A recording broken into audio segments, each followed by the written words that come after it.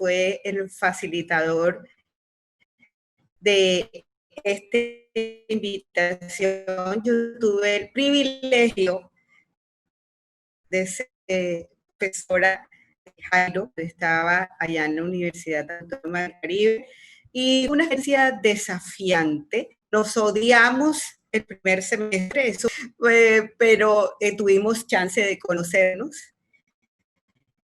y lógicamente de construir luego una muy buena amistad en la cual a mí me gusta decirlo sin ninguna falsa humildad.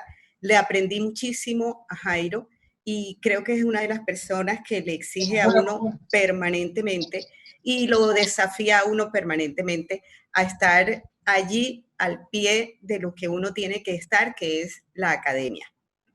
Pues hoy quiero con ustedes compartir una serie de inquietudes que, como ustedes lo dijeron, con el nombre de esto que será, les voy a hacer inicialmente una especie de, no quiero decir ponencia, para no ser como tan pretenciosa, quiero esbozar unas ideas, quiero llegar inicialmente a aproximarnos a los conceptos de comunicación y de periodismo que suelen confundirse incluso en la misma academia y afinar un poco esos conceptos. Luego quiero acudir a nuestra cotidianidad y entrar con cosas que nosotros vivimos y experimentamos en el día a día a fin de unificar algunos conceptos.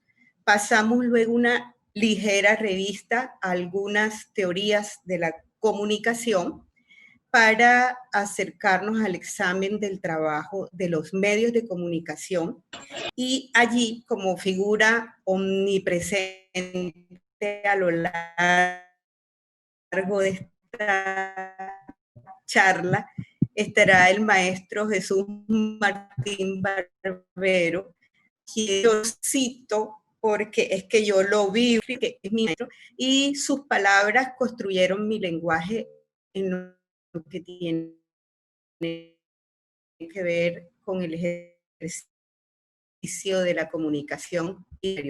Entonces, les voy a siempre, tengo que hacer muchas preguntas. Vamos a comenzar con las delimitaciones, como les decía, y en esto voy a citar al académico español Mariano Cebrián Herreros, que señala que los comunicadores trabajan con procesos, mientras los periodistas trabajan con mensajes. Los comunicadores tienen un pensamiento, periodistas trabajan sobre la inmediatez, la noticia, lo último, lo urgente. Los comunicadores son facilitadores de procesos sociales inclusivos, es decir, no elaboran un mensaje, lo lanzan y se van, sino que hablan con la gente para ver cuáles son las necesidades de información que esa gente quiere comunicar. En síntesis, facilitan un proceso de comunicación. ¿Por qué quiero delimitar esos conceptos? Porque suelen unirse y confundirse y vamos a hablar más de periodismo que de comunicación, como es nuestra charla. Pero también se habla de la comunicación informativa, porque indudablemente el ejercicio del periodismo forma parte del mundo de la comunicación. Sin embargo, todo el mundo piensa que hacer periodismo es ver algo, escribir o contar ese hecho, e incluso a uno le enseñan que ese hecho hay que cumplirlo o contarlo lo más objetivamente posible, y de ahí nació el objetivismo en la comunicación en general, pero sobre todo en el periodismo. Pero ¿cuál es el proceso que realmente enfrenta el periodismo? ¿Por qué el periodista ve un hecho de esta forma y no de otra? ¿Por qué escoge enfocar un aspecto de ese hecho, de ese acontecimiento o de ese personaje que vio para iniciar su historia y no lo enfoca desde otra perspectiva. ¿Por qué el periodista escoge un determinado adjetivo y unas determinadas palabras para contar el cuento que quiere echar, la historia que quiere narrar, si lo hubiese podido decir de otra manera? Y en ninguna de esas respuestas estamos hablando de intencionalidad del periodista. Nos estamos limitando y las preguntas tienen que ver con el hecho de que el periodista ve un acontecimiento y escoge cómo lo va a contar. Se es objetivo desde el solo momento en que el periodista ve algo y lo va a contar, tiene que asumirlo, tiene que asirlo.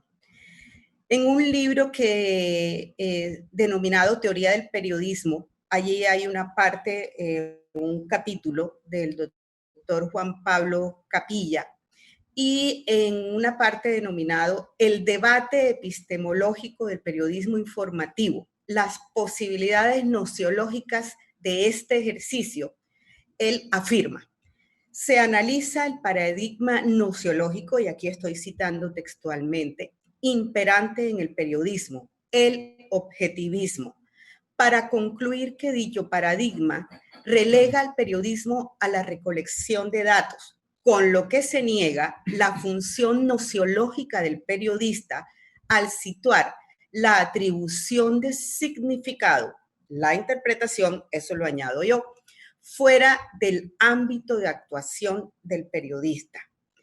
Quienes quieren enseñarle de primero enseguida al periodista que tiene que ser objetivo, si vemos esto que tenemos en el libro de Teoría del Periodismo y otras teorías que vamos a ver más adelante, es como si dijeran que el periodista es una grabadora que simplemente se pone allí y llega y se le trae al lector o al televidente o al receptor en general de ese mensaje.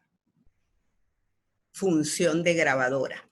Más adelante, a manera de conclusión, este mismo profesor afirma que al aproximarse a un fundamento nociológico del periodismo, debe, aquí cito, comillas, asumirse como ineludible la intervención del sujeto a la hora de otorgar significado a los hechos a partir de la naturaleza narrativa inherente a la noticia. Y quiero repetir o ser reiterativa en ese pedacito de esta cita.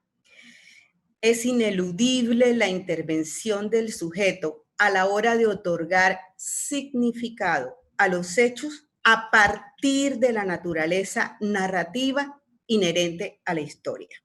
Porque, ¿qué es una noticia? Es un cuento bien contado. ¿Qué es una crónica? Un cuento mucho mejor contado.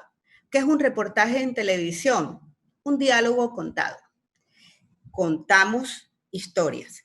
Como dijo nuestro anterior expositor, el filósofo Jairo Gutiérrez, en el lenguaje que narra está el detalle. Eso mismo hemos visto en estos textos, pero no me voy a meter en los asuntos del lenguaje porque en lenguaje son expertos ustedes. Yo solamente lo uso. Vamos a mirar algunas teorías funcionalistas, positivistas, por cierto, que son las que se aplican en el área del periodismo, tales como la agenda setting de McCombs y Shaw, en la cual, ¿qué es la agenda setting? Es la fijación o la jerarquización de las noticias. Eso, agenda, es como el juego de la agenda, es decir, en qué forma se agendan las informaciones, los temas que vamos a ver que se destacan en los medios, acerca de los cuales nosotros seguramente vamos a pensar y a discutir. Ahí es donde vemos la capacidad de los medios de comunicación de machacar, insistir, amplificar en un tema o, por el contrario, desaparecerlo, como pasa en nuestros medios locales, que se desaparecen de los titulares de los periódicos algunos temas que nosotros puede que en un momento tengamos en la cabeza. Pero no profundicemos todavía. juntemos esta primera teoría, la agenda setting, con